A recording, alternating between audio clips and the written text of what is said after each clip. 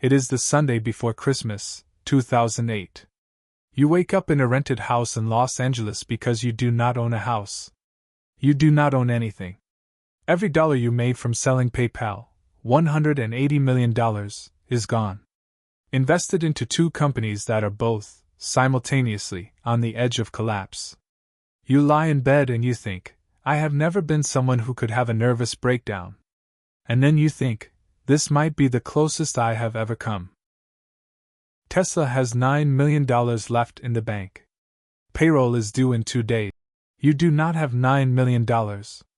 You do not have anything.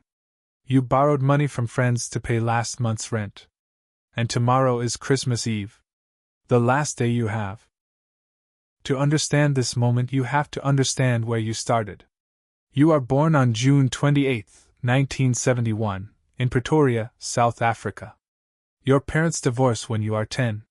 You choose to live with your father because he has an Encyclopedia Britannica set and a computer, and at 10 years old, that is the most important thing you can imagine. You are small, introverted, and bookish. You are bullied badly, thrown down a flight of stairs once, beaten badly enough to be hospitalized. You retreat into books. Science fiction. Physics. Programming.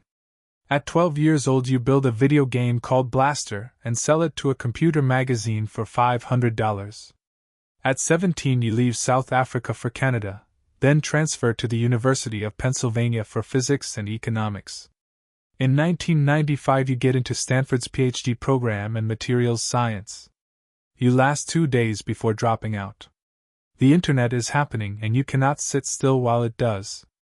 You and your brother Kimball found Zip2 with angel money. You sleep in the office. You shower at the YMCA. Compaq buys Zip2 in 1999 for $307 million. You walk away with $22 million, and before the money has even settled, you invest almost all of it into your next company, X.com, which becomes PayPal, which eBay buys in 2002 for $1.5 billion. Your share, $180 million. Most people stop there. You are just starting.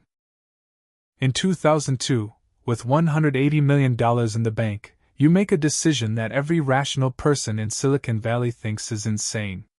You invest $100 million into a rocket company you are founding from scratch. SpaceX. You want to colonize Mars. You are not joking. You want to make humanity a multiplanetary species. You hire engineers from NASA, people who have built real rockets, and you tell them to build one for a fraction of what it costs the government. The experts say it cannot be done.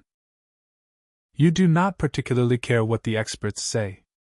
2 years later, in 2004, you invest into a small electric car company called Tesla Motors. Electric cars have been tried and abandoned by every major manufacturer.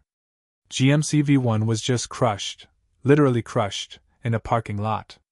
Nobody believes electric vehicles can work at scale. You believe they must. By 2008, you are CEO of both. You have poured every dollar you made from PayPal into these two companies. You do not keep cash. You do not buy property. When people ask you how you spend your money, the answer is you don't. You invest it back in. The Great Recession arrives in September 2008. The global financial system collapses. Car companies are filing for bankruptcy. And your two companies, a rocket startup and an electric car company that has never turned a profit, are burning through money faster than you can raise it. SpaceX's Falcon 1 rocket attempts its first launch in 2006. It fails 33 seconds after liftoff. You had budgeted for 3 launches. You built the financial model knowing you had exactly 3 attempts to get this right before the money ran out. The second launch fails. The third launch fails. Both rockets fail to reach orbit after stage separation. It is 2008. You are now 0 for 3 with no money left for a 4th attempt, and somewhere across the country Tesla is hemorrhaging cash in the worst economic climate since the Great Depression. You stand in front of your engineers after the 3rd failure. They are devastated. Some of them are crying. You look at them and you say, "We are going to do a 4th launch." And you mean it. What you do not tell them is that you have no idea where the money for a fourth launch will come from. You are also getting divorced. You and Justine have 5 children. The marriage has been breaking down under the weight of what you have built, or tried to build. In 2008, while the rockets are failing and Tesla is collapsing, you are also separating from your wife and trying to maintain some version of fatherhood between crisis meetings and emergency phone calls. Tesla needs $20 million in new equity to make payroll. You go to your existing investors. Vantage Point. One of your biggest backers initially refuses. The financing round begins to fall apart. Every hour that passes without a signed term sheet is an hour closer to December 25th, when the company simply stops. Your brother Kimball, who has been with you since SIP2, who slept in the same office in Palo Alto, is working behind the scenes to prevent a board attempt to remove you as CEO. Tesla's investors want someone else running the company. Someone with automotive experience. Someone who isn't also running a rocket company that can't get off the ground. You are borrowing money from friends to pay your rent. You have not owned a home in years. The man who sold PayPal for $180 million cannot afford his own apartment. 3 months before Christmas Eve, on September 28, 2008, SpaceX attempts its 4th and final Falcon 1 launch. If this fails, SpaceX is dead. There is no 5th attempt. There is no money. There is nothing. You watch from Mission Control. The rocket lifts off from Omelek Island in the Pacific. It clears the launch pad. It clears the first stage. It achieves orbit. For the first time in the history of the planet, a privately funded liquid-fueled rocket has reached Earth orbit. Only China, Russia, and the United States government had ever done this before.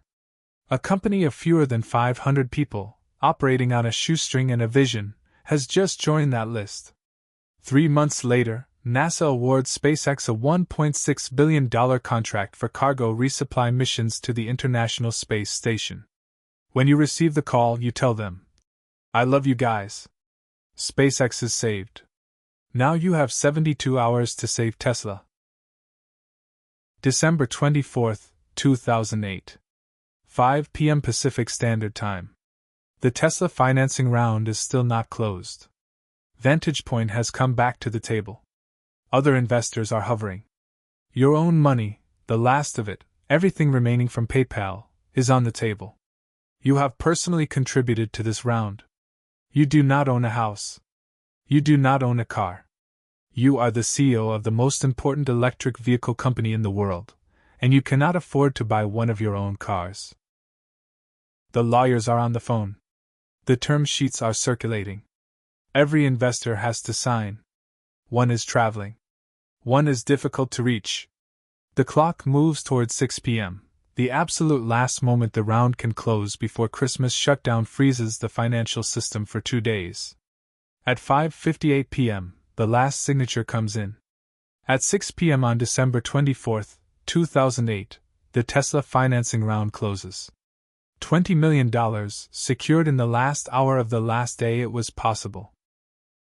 2 days later, Payroll would have bounced. On December 26, Tesla would have been dead. You break down.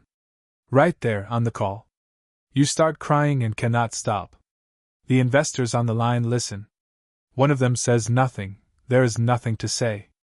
The man who bet everything has just, by the smallest possible margin, won the bet. Tesla is now worth over $1 trillion. SpaceX launches astronauts to the International Space Station. The Falcon 9 lands itself back on a drone ship in the ocean, like science fiction made real.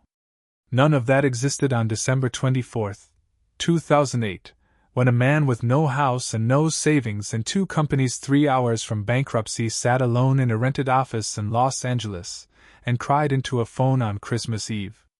He later said about that year, "I never thought I was someone who could ever be capable of a nervous breakdown, and that was the closest I've ever come, because it seemed pretty dark. He got through it because he could not imagine not getting through it. That is the only explanation that makes any sense. Close your eyes. It is December 24th. It is 6:01 p.m. You just saved the future of electric cars. That is what it felt like to be Elon Musk, the week Tesla almost died. Subscribe if you want to know what it felt like to be someone else. Next week, we're going somewhere completely different.